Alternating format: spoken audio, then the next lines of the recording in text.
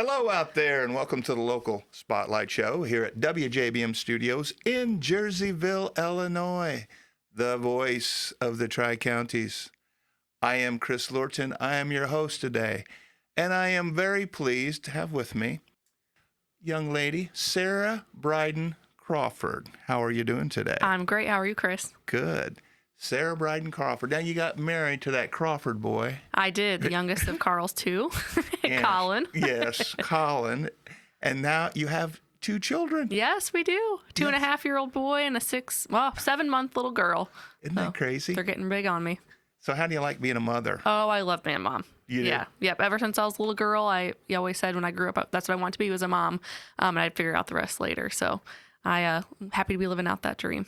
Yes. You guys are a cute couple, cute Well, family. Thank you. Yes. We think so too. Yeah. And how about Grandma and Grandpa? They excited about having some grandkids? Oh, yes. Yeah. These are the first on my parents' side. I thought they were and the then first, yes. Carl and Shauna have a couple more on Colin's side, but first girl. My daughter's their first granddaughter. So pretty exciting about that. Yes. And you are the grant and clinic practice manager at Jersey Community Hospital. Yes, I am. Yes. Now, tell me, Sarah, where did you grow up at? Yep. So I actually am from the southwest suburbs of Chicago, and my dad took a total different job, left his previous career field, and moved us here. And I was in 7th grade. So 7th grade, we moved here. I started going to school in Jerseyville. I graduated from Jersey Community High School, and then from there, I went to Eastern Illinois University for my bachelor's degrees. Yes. I actually got 2 degrees there. Graduated in 2019, and then later went on to get my master's in healthcare administration from St. Louis College of Health Careers back in 21. So lots of school under my belt. Yes. And then while I was going to school at Eastern, I actually interned at Jersey Community Hospital. I was very fortunate to have kind of gotten in contact with the administrative team at that time, and they took me on as an intern, and hey, I never left. Yeah. Now, is schooling something that you've always enjoyed since you were a child? Yes, I was the one who was a little neurotic, to say the least, about getting my straight A's. And I actually graduated valedictorian from JCHS back in 2015. Well, so, that's great. yeah, I've always had a knack for schooling and, kind of having that organization. And yeah, I just found some fulfillment in that. Yes. And who watches the kids whenever you're at work? Yes. Okay. So the kids go to daycare a couple days a week, and then Colin's mom, my mother-in-law, watches them one day, and my mom watches them one day. So both grandmas have some time. That's nice. Yeah. Do they come to your house, or do you take them there? They come to my house. I'm spoiled. I know. Yeah. That is nice. Yeah. The kids like it better that Oh, way. yes, absolutely. Yeah. And they both are crazy about their Gigi and their grandma days. They look forward to those every week. Yes. So, so you went to Eastern. When you got out of Eastern, did you come straight here, or did you? I did. Right yep. back home. Back home. Yeah. Yes. Yeah. By the time I left Eastern, I was already engaged to Colin. I had a job lined up at Jersey Community Hospital, and so I was ready to start my adult life in Jerseyville. Now, did you and Colin, were you dating through high school? We started dating senior year. Senior year. So I still say we're high school sweethearts. Yeah. Yes. Yeah. Okay. So we were 17, and that was 10 years ago now. Yeah. When did you guys get married? We got married in 2019. 2019. Yeah. So I graduated in May of 2019, married that fall. I see. So now you're the grant and clinic practice manager. Tell me about the grant work. Yeah. What's your job at the hospital? Yeah. So in the grants part of my role, particularly, I help kind of screen for granting opportunities to see if there's an award opportunity that we may be able to apply for.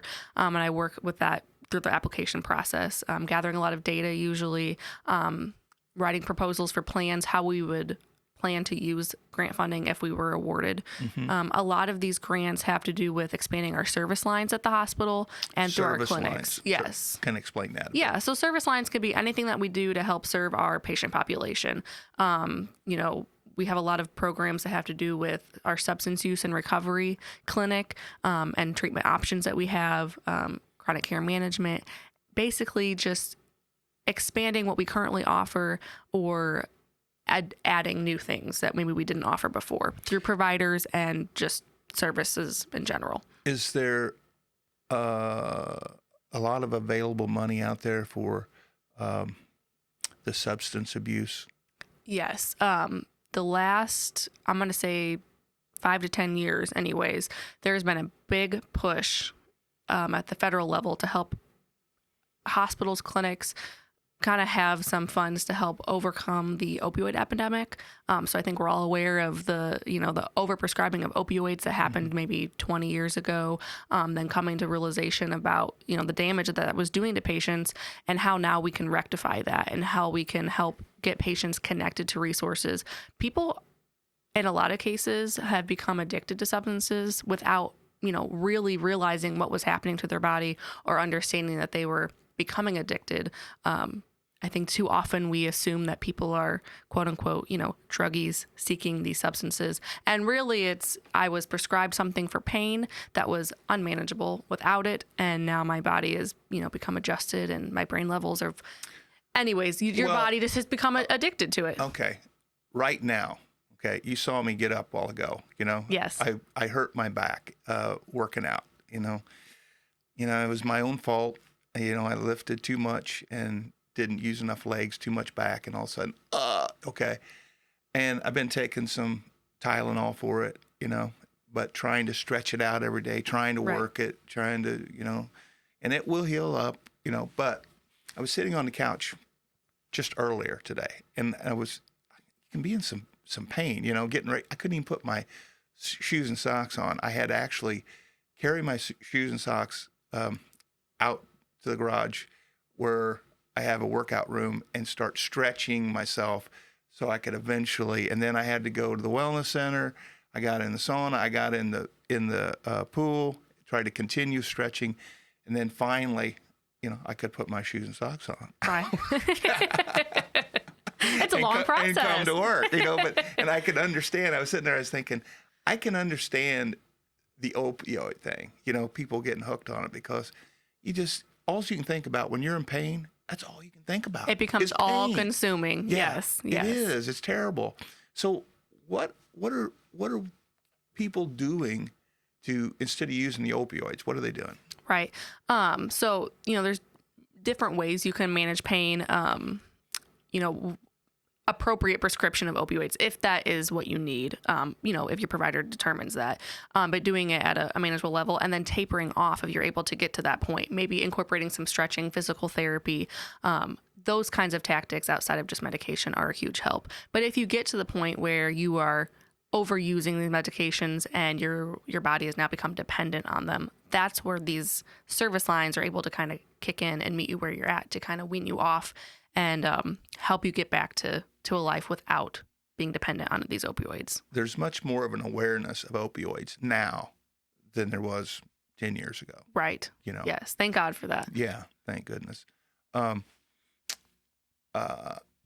So are the opioids, or do they have any other types of medicine other than opioids? Is there anything else? Or is that it? There are pain medications that aren't that high of a level available out there as well. And some patients, they really truly need that medication, but it's finding a dosage that is appropriate for the pain level and then seeing if there's other things we can do to manage it. So this grant money that you're looking for, what will happen with that money at the hospital? What will go on with that? Yeah. So when we get an award that's specific to something like treatment recovery, we are able to use those funds to pay for provider time. So we have nurse practitioners who work very closely with patients who are in these situations. These providers, prescribe, they have clinic time, of course. They get them connected to additional resources like peer recovery support. So peer recovery support is basically a person who has lived experience. So this would be if I was a peer recovery support specialist, I am somebody who previously was addicted, overcome my addiction, and now can share with other people my story and help support them in their own story. So is there a lot of group? There's a lot of group counseling, smart recovery meetings. They're usually virtual meetings sometimes. Think of like an AA and Al-Anon, those kind of group meetings that happen in anonymous, places like churches and things. They do those same kind of support groups, but they're virtual, or they even meet with people one-on-one and just say, hey, I know exactly what you're going through. This is what I did. How could I help you do the same? And so our providers actually will connect patients to people who are able to do that. And then there is medication. Actually, there's medication available that helps wean you off opioid medication. There are injections, and we have oral medication as well. And it doesn't replace the opioid, but it helps rewire your brain chemistry to no longer need the opioid, and instead can and move on with your life in a healthier way. It's an addiction. Yes, it gets addictive. Absolutely. Yes. Hey, if you're just joining us, I have Sarah Crawford. It's kind of a long name. It is a long name. She is with the grant person, gets the grants, working on, and also the clinic practice manager. One thing, does it seem like, because, this is where you're at, you're very schooled in this area. Does it seem like, from what I've heard, it really, this opioid epidemic hits the smaller communities, the rural communities, worse than in the cities? Or is that true? Or tell me about that. I remember back, in 2019 or so, when we were really applying for these grants for the first time, we had to do some data pulling to apply. And our Tri-County area had the highest rates of opioid overdose in the state of Illinois. And I'm not just Jersey, but, Greene Calhoun, we had astronomically high. And I don't know if that is, true across all states, or if that just happened to be true in Illinois. I didn't look, in other areas across the country, but there's something to be said, I think, about, small communities. You get to know your provider really well, and they want to do the best they can for you. Right. And I think just at the time we didn't understand the impact of opioids, and so there was maybe that overprescription kind of came into play. And then you hate to say it, but sometimes in smaller communities, for those who aren't getting into substance use by prescription, there's something to be said about what else is there to do in a small town. You don't want to keep that. Partying with opioids. Yes, and there's farming chemicals available to people. All those things you can mix and make. You can mix and make it. Right. And I don't know the ins and outs of all that. And I don't want to taint our community in a bad way at all. I just think there's something to be said about that you don't want to ignore. So you might say from that, the more activities for everybody, the better. Yes. For kids especially, and young people. Absolutely. Absolutely. What is the age level that the opioid epidemic hits the hardest? What would you say for your research? From my research, I'm going to say, for the opioid epidemic in particular, people who were prescribed and then overprescribed, it's middle-aged to, so like I would say 40 to 60 age. It is older. But what we're seeing now is kids who maybe watched their parents take these medications, not understanding the damage it was doing, then said, Mom, I fell and I hurt my back, or whatever the case. You explain, your kind of situation you're going through now. And then mom says, well, this is what my doctor prescribes me. It's okay. Maybe then it's a handing down of medication. Or there is also street drugs. I mean, there are young people who are getting into that as well. But it usually starts with, I have undiagnosed ADHD. I'm looking for something to calm myself down. Oh, okay. And so there's a sharing of Xanax or something like that. Is that what Xanax is about? Yeah. Or Xanax is about anxiety. But then everybody's got anxiety. Right. And then there's Adderall, and that's specific to ADHD. And so, there's a sharing of, maybe there's a student who is legitimately prescribed, but then shares with his friend because he says, well, my doctor says it's safe for me. And then there's this kind of passing and sharing of drugs, without prescription. Let's just, while you're here, okay, for the listeners, because I like this to be educational, because I hear, ADHD. Explain what ADHD is. Yeah. Well, and I'm going to preface this by saying I am not a clinician. I know you're not. So I don't want to give listeners the wrong idea here. But you hear it all the time. ADHD, ADHD. But I mean, it seems like I never heard of ADHD 10 years ago. Right. Did I? I mean, was it out there then? Yeah. And then all of a sudden, but what is what are the symptoms like? Okay, he's got ADHD. What is it? Yeah, What from are- my understanding, like I said, as a non-clinician, as someone who just works with providers, who works with these patients, it's people who have a hard time paying attention, they're overactive, who just need some additional stimulation to help them regulate and feel, I'm going to say quote unquote normal. And by normal, I just mean able to function and focus and do well in school and at work. Yeah, but that can be, there's a lot of that going on Right. when I was growing up, Yeah, you know. there is. And there's something to be said, as a mom of 2 young kids, they need to run around a lot. Yeah. And, I know there's this kind of, not to go off on a side tangent, but there's kind of this push for like homeschooling or maybe extracurricular activities. And I think there's just, what it comes down to in my mind is making sure our kids are stimulated and not sitting there on our phones all day long, which is easier said than done sometimes. But I think there's a strong connection there. Perfect example.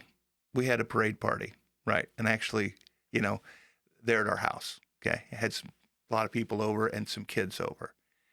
And the parade started at 6, or it started later at 6:30, and then it was 7:30 was over, and then adults kind of hung out and just kind of enjoyed each other's companies. And there were some kids there, little kids, like I think 3, 4, 5, 6, 7, or just little kids. Those little kids ran nonstop for 3 hours. Don't you wish you had their energy? I was just, it's been a while. We don't have any grandkids, and I've been around a lot of kids lately. And I'm like going, oh my gosh, how do they? I wish I had a quarter of that energy. Yeah. Just ran. And it's like crazy. So you're right. Yeah, they got it. And something besides the phones, of course, and a TV screen. Right. So. Yeah. And just that, kids understand that if something is prescribed to you, it probably is legitimate. It is legitimate. Your provider found a need, they prescribed, doesn't mean it's necessarily the best fit for your friend, even if they're having the same symptoms. So, that sharing of, or self-medicating seems to be a not only for, issue. And I'm not a clinician either, but I'm aware of people, aware of kids where, I take note, and, it's good for kids, young teenagers or, youngsters to be active. I'm seeing more and more, more kids ride around on their bicycles, being out and about, but activity, besides, being on screens, just get out and run the streets, right. Is good. Right. Actually. Yeah, absolutely. Now we'll switch over and tell us a little bit about your other part of your job. You are the clinic practice manager. Yes. What's that? What's that entail? I oversee one of our largest, or the largest primary care clinic at JCH, and that's the Illini Clinic. So it's in the same parking lot as our hospital facility. And in that building, we have 9 providers who provide primary care services, and we do have one nurse practitioner who does some psychiatric care. But that has our pediatrician and all of our adult through, any age. So you oversee care. All those doctors? I do, yeah. There's a lot of personalities in that building. Well, that's, as young as you are, how do you handle those doctors who are like twice your age? Yeah. I will say, I think there was probably less for others as much as it is for me, something about getting to a point where you're in your career where you look around and you're the youngest. People laugh when I say something about that because, it's like I'm bragging. I'm really not. It's just, you kind of have to find some confidence in yourself that there's a reason that I was put in this position. I may have the schooling and maybe not so much the experience yet, but this is me earning that experience. And I will say the providers and the staff at the clinic have been wonderful to work with. Yeah. You must do a good job. They have met me where I'm at too.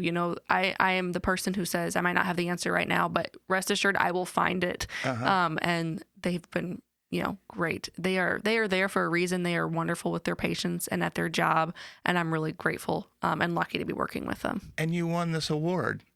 Yes. Tell us about this award you won. Under 40 award.